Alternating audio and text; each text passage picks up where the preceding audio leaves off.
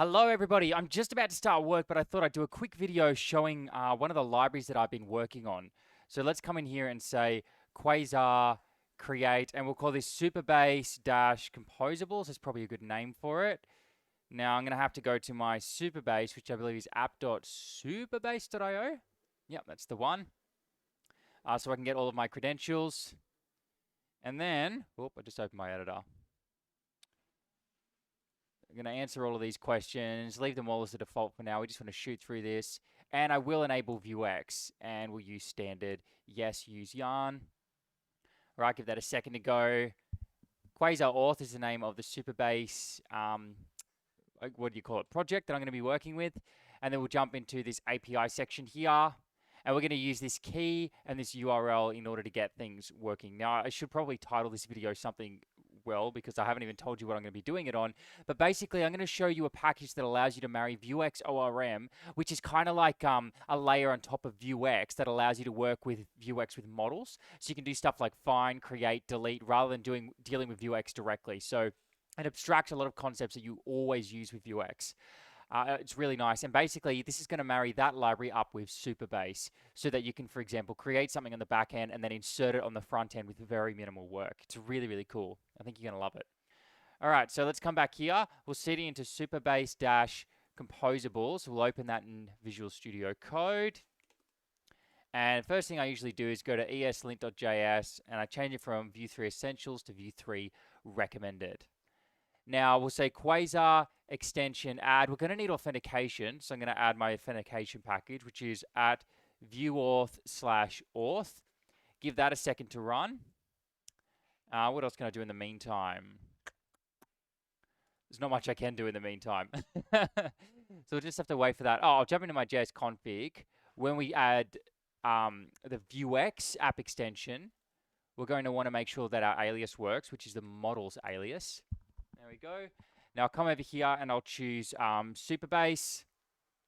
I haven't done this for Laravel and Firebase, but ultimately I want to turn what I'm about to show you into a bunch of contracts so that you can implement it with basically more advanced backend libraries. So it's not going to work with very simple backend libraries because I want to have more advanced concepts like scoping your data and filtering and stuff like that. All right, so it looks like that is done. Now we're going to say Quasar extension add Vuex-ORM. This is the Vuex-ORM app extension. And whilst that's going, we can go to our config file, Supabase, and plug our credentials in here. All right, so let's jump out of full screen here. Oh, no, I just jumped into full screen. Jump out of full screen, throw that over there, throw this over there, and now let's find a good size here. We'll get that API key and paste it in here. I've got a mouse with a side scroller, and I got to say I really love it. And the Supabase URL can go here. There we go. That's our credentials. That's done. Let's go back into full screen. Now we've got the Vuex ORM plugin. That gives us a source models directory. And this is automatically going to be picked up. So all we have to do is add new models in here. And it gives us a user as an example. And that's automatically going to be registered to the store, which is really, really cool. And it's just a nicer way, rather than using Vuex, so a lot of people are using Pina these days. I prefer to go one layer higher if I can and use Vuex ORM because it means that I'm dealing with models, and that's just a nicer way to deal with them to me. So I can say user.insert and then pass it some data. I can say user.or to get all the users. I can even say user.query to start querying the users, and I can say user.query.with to even say, hey, I want the user with, for example, their to-dos. But anyway, I'm not going to go into the details of that. That's just an example of what Vuex ORM can do. Now, next we'll say Quasar extension add, and this one is Vue model/Supabase. So this is the one that I'm actually going to be talking about today. It's kind of like the final level of abstraction, I guess you could say. So while that's installing, I want to come into my store, index.js, and the Vuex ORM plugin gives me this Quasar Vuex ORM plugin, which basically installs Vuex ORM, and it also registers all of our models into the database, which is really cool. And this file is the magic that allows us to put new files in this models directory and have it automatically registered for us. All right, so let's come in here to index.js, and all we have to do is say here plugins, and then we'll just say Quasar Vuex ORM plugin and call that. There we go. Like I said, that's what makes this magic happen. We can just create new models. Now, in order to create a new model, all we have to do is say Quasar. Oh, crap, I always forget this. Quasar run Vuex-ORM, and I believe I have to say new model, and the new. I would ultimately turn all of this into an alias because it's a little bit verbose for me. We'll call this to do.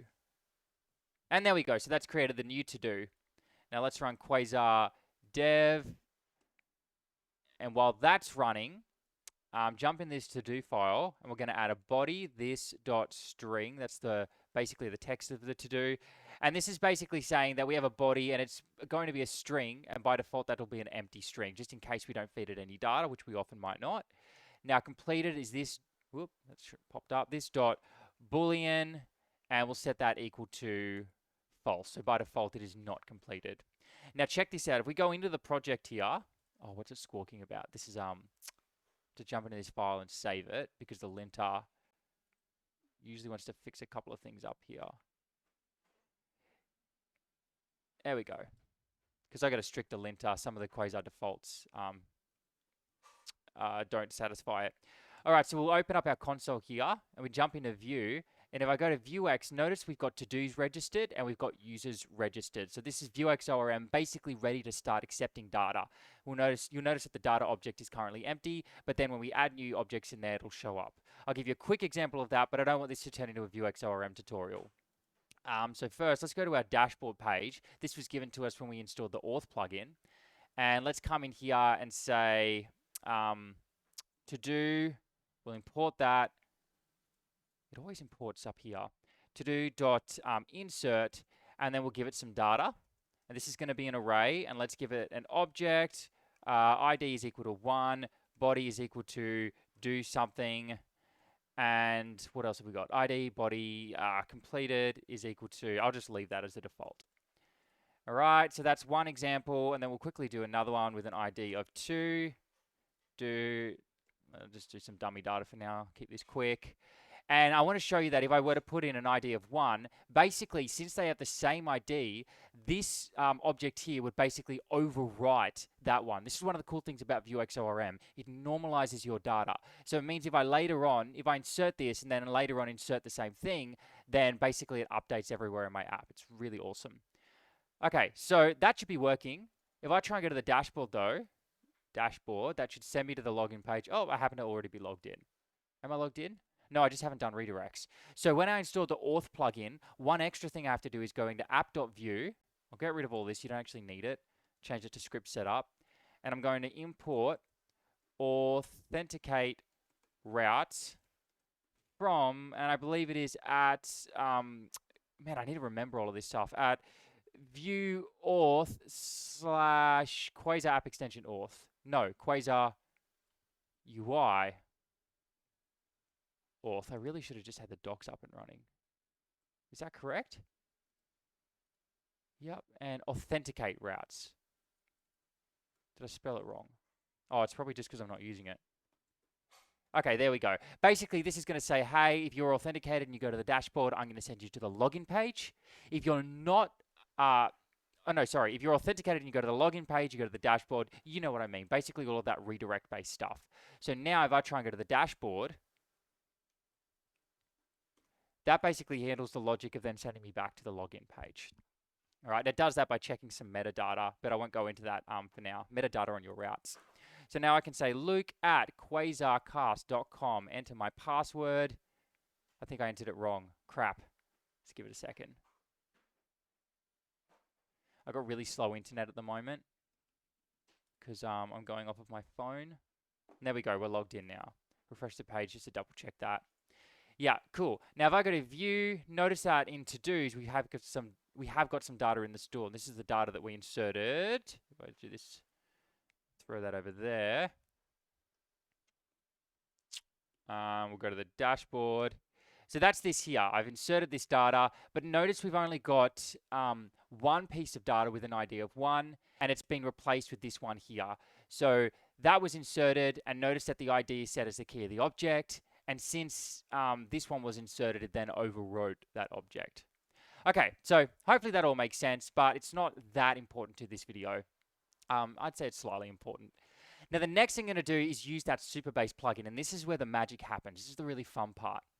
If I come in here and I say, let's say here, use model collection. Ah, man, it's not auto importing. Let's try it here. Import use model collection, and that is coming from at view model slash Supabase.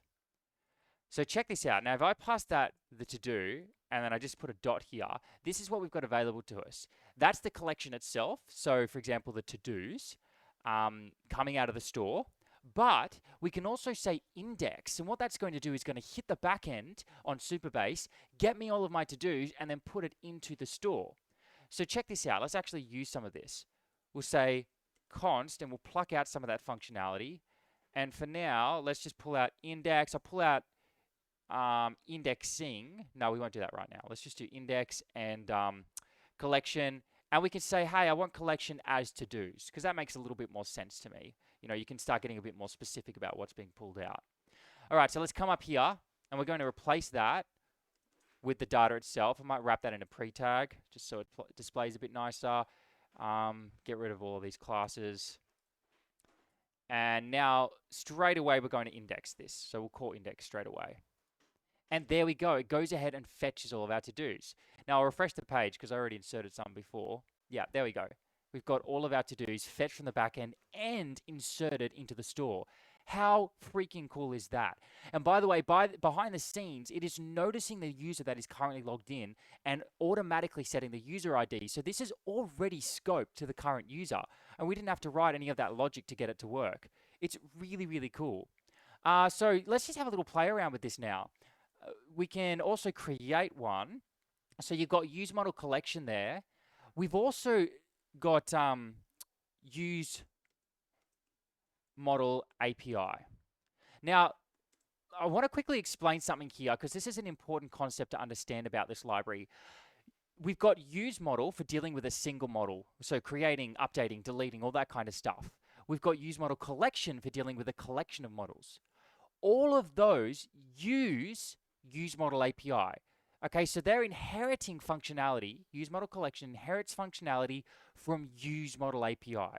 Let me give you a bit more of a concrete example of that. So you'd say use model API and pass through a to-do, a model. Now, this has, for example, index and indexing, right? And if I were to call index, it would then get everything and put it into the store for me. All right, it's pretty much doing the exact same thing as index here. Use model collection just adds a bit of extra functionality on top of that. For example, you could set the IDs. In fact, that's probably the only example at the moment. I need to flesh this out more. But maybe if you want to like bulk create things, you know, you can start adding extra functionality onto use model collection. So it's another layer, it's another level of abstraction on use model API that's only concerned with dealing with collections. All right, so we've got, you know, creating, you can get the data itself, basically all the stuff that you want to do to actually deal with data with Supabase. All right, so now that I've got that out of the way, we can say use model API dot create. So let's do this. We'll say const create and creating is equal to use model API. So now we can just call create and it's going to create a to-do.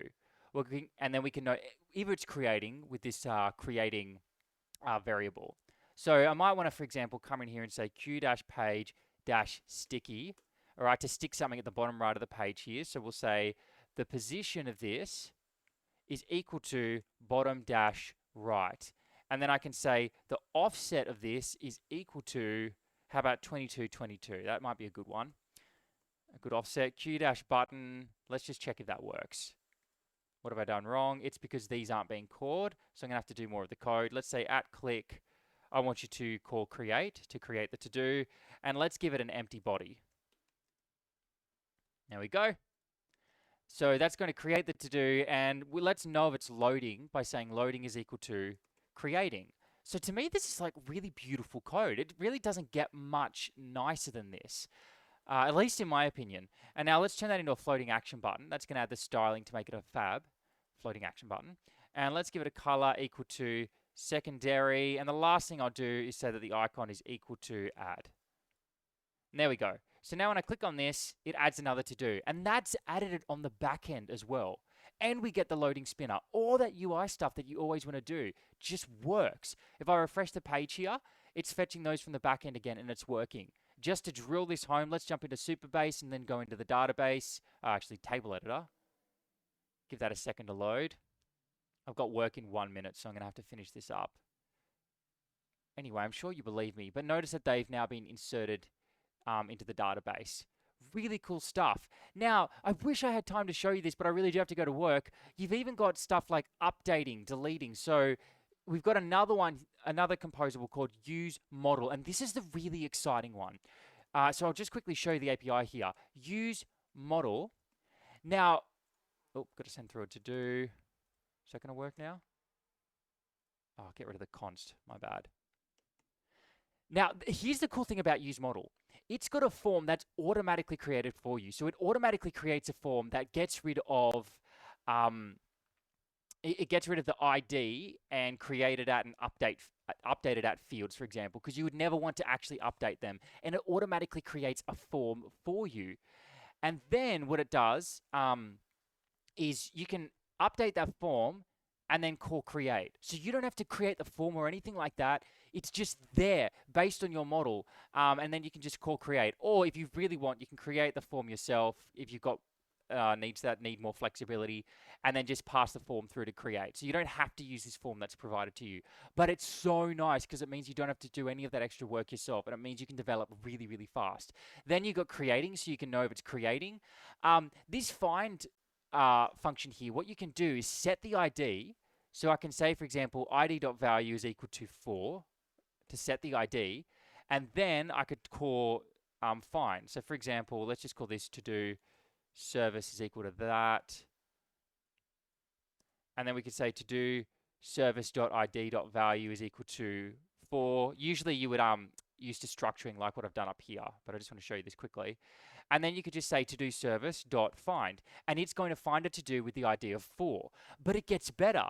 Then I can say to do service, once I've got that, dot form dot value, and then maybe you can say like the body is equal to something to change the body, and then I can say to do service dot update, and it's automatically going to say, oh, I have a to do with an ID of 4.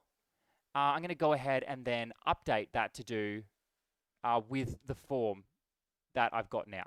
But the other cool thing is this form automatically is going to be in sync with the to-do that it has based on the ID. Let me see if I can explain that as best I can. So if we say to-do service.id.value is equal to 4, let's get rid of this find part here. It finds an ID, a to-do in the store with an ID of 4, automatically sets the default fields on your form for you. So when you display the form, it's already got the body set to the right thing. It's already got completed set to the right thing. So basically, form can be used for creating, but it can also be used for updating. Now, before I go, I want to give you one more full example. And I know I'm running really fast. I'm going really fast here, but this is just like an overview. You could say to do service dot form dot value dot body is equal to my to-do, right? And then we can say to-do service.create. That's going to go to the backend and then create that to-do using the form, right? So we end up with a new to-do that says my to-do. Now, what we can do is, behind the scenes, it also sets to-do service.id.value equal to the new value. All right, so when we create this ID is automatically updated for us, all right? So then, without any extra work, we can now say to do service dot form dot completed is equal to true, and then to do service dot update, right? It already knows what the ID is because when it created it, it set the ID for us. So now we can just update the form if we want to change it at some point later on in an application and then update it. How cool is that? We have all that functionality just sitting there. And by the way, we've also got to do service.updating to know if it's updating, .creating to know if it's creating, or if you just want to know if it's loading in general, you've got loading. And then maybe later on you want to then delete it, and you just say to-do service dot remove. How cool is that? And of course, we've got remove Ving as well to know if it's currently removing. Right, I got to go to work. Thank you so much for watching this. I hope you enjoyed this video. I know I moved really fast, but it's one of those videos where I just wanted to show you the cool stuff that I'm working on. All right, talk to you soon.